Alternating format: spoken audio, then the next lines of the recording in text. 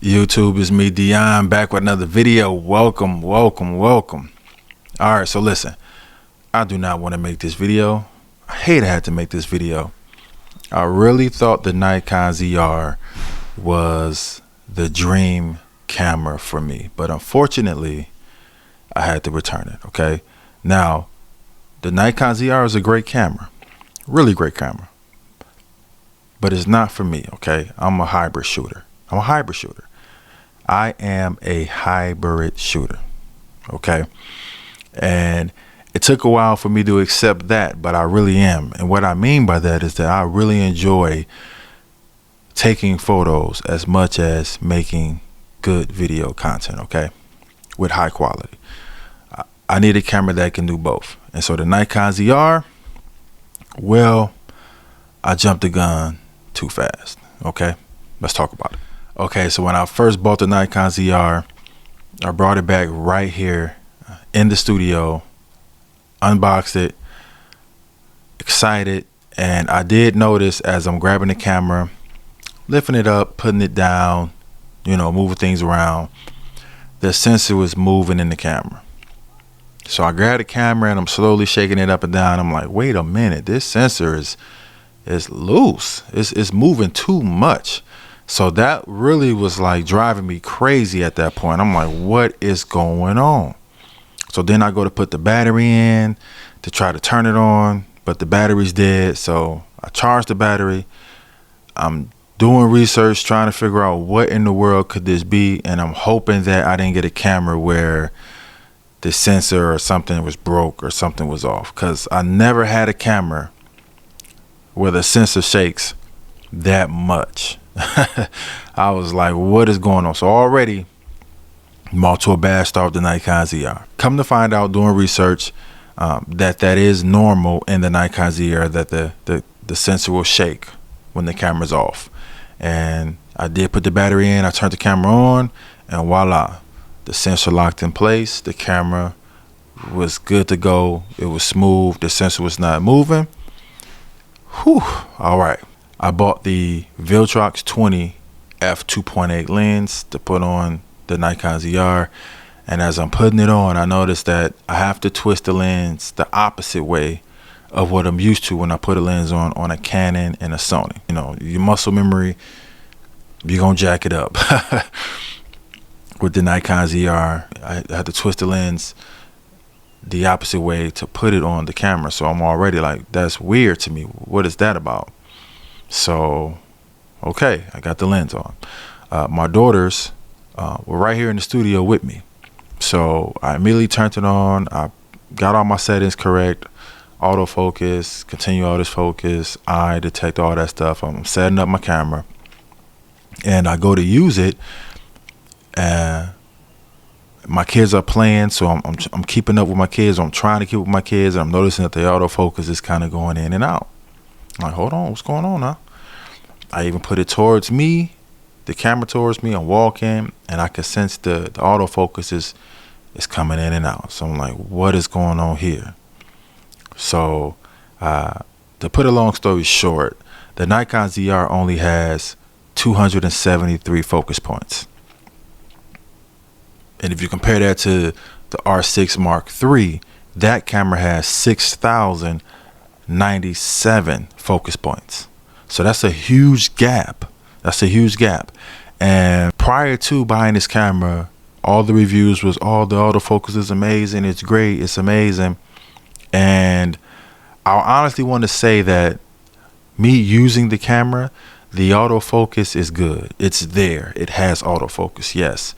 Is it a great, amazing autofocus? Absolutely not. Especially if you're someone that uses a Canon or a Sony camera, you will notice. You will notice the difference immediately. And so I was bummed out about that because I literally, hearing everybody say it's amazing autofocus, I'm like, Red R3D, RAW, autofocus, this camera is mine. And unfortunately, the autofocus is okay. So all of this is happening simultaneously now. Like this is like the third thing that's just threw me off, like with this camera. Damn. I'm sorry.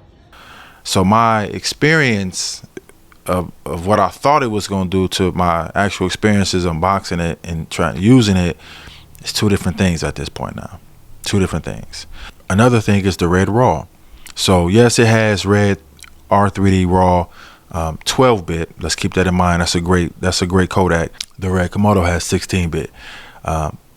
So the file sizes in the Nikon ZR are huge, and unfortunately there isn't any other options within the Nikon ZR like the Red Komodo where you can, you know, record in ELQ or MQ or LQ.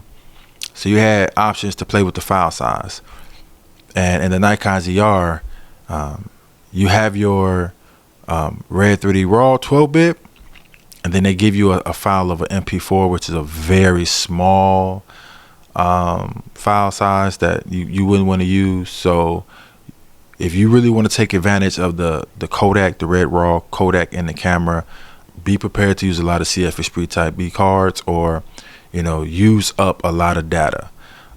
So if you're somebody that's doing commercials, weddings, things where you're going to be using the camera for a long period of time or recording for a long period of time, if you're okay with using the other Kodaks, then sure. But me personally, I bought the camera simply to use Red R3D RAW. I don't want to use NRAW. I don't want to use any of the other Kodaks on the camera. I simply just want to use the Red Kodak. So that was a bummer. So I'm like, man, you know, if I want to use the Red, I gotta, you know, understand that it's huge files that I can adjust. Right now, who knows, with a firmware update, if possible, you know, they can adjust it to where you have those different file size options. But right now, it's just the RAW. And when it comes to the photo side, so now, okay, I'm like, all right, well, let me take a picture of my daughters moving and doing different things. You know, let me see what the photo quality is like on the camera. And the camera only shoots an electronic shutter. It does not have a mechanical shutter. And so for anybody that's a hybrid shooter like me that love photos as much as they love video, but if you love photos, it doesn't shoot mechanical at all. And so, you know, that sucks. You know what I mean? Electronic shutter is okay, but it's always kind of primarily been mechanical shutter, and you have the option that, you know, to select electronic shutter for different things, but you just don't want to shoot electronic shutter the whole experience on the camera. You just don't only want to shoot with electronic shutter. It would have been nice if mechanical shutter was there as well, but it's not. So overall, my experience with the Nikon ZR has been okay. I honestly feel like this is the most hyped camera in 2025. I want to say that it is a great camera. It's a great camera for those specifically wanting R3D. It does have autofocus, like I said, not the best or what I'm used to, but it does have autofocus. Talking headshots, things like this, great. But I also noticed too that a lot of videographers, a lot of people who primarily shoot only video, use this camera, want this camera, want that Red R3D RAW. And so you got to keep that in mind. It's not a hybrid camera. So if you are someone wanting to take great photos with video, the Nikon ZR may not be the right one, may not be the right choice, but that's okay. It is a great camera. It is one of its kind from Nikon. I am excited for Nikon. I think their future is bright. Buying Red, having this Kodak in their cameras, so sky is the limit for this camera, brand. But right now in this moment, the Nikon ZR did not do it for me. And so I just wanted to make that video because everywhere you go, the Nikon ZR is the greatest camera ever made. It has this, has that. No one's really talking about some of its shortcomings and really putting that in display. So at this point, if you can rent it out, man, rent it out. This is one of the cameras. Don't buy it right away if you're unsure, especially like me. I've never owned a Nikon camera at all. I've never touched a Nikon button from a Nikon camera at all. I've never used a Nikon camera. So I got caught up in the hype like everybody else. I saw that red 3D. I've owned a red Komodo before. I've owned a red Komodo with that 16-bit, and I love it. And my pet peeve, unfortunately, just realizing it doesn't have the best autofocus, and me realizing that, hey, I am a hybrid shooter. I like to be on the go. I like to be able to record it. Then let me switch over to photo. Okay, let me switch back over to video. I like to move. I'm hybrid with it. So yeah, the red Komodo at the time, I decided to move on from my red Komodo. But the red Komodo was a solid option. And we're talking now, the red Komodo, you can get that right at $3,000 brand new. So if you're somebody that just want the red raw Kodak, you like using cinema glass, you don't mind focusing manually with the lenses, I say invest in the red Komodo, because you're getting that 16-bit raw. You're getting those options between ELQ, MQ, LQ. It's a workhorse. So the red Komodo, I would definitely recommend if that's something you primarily want to do with your shoot video. Like I said, it's a great start. The price, you can't complain. This is why I'm not saying, it's not a bad camera. It's just not the one for me.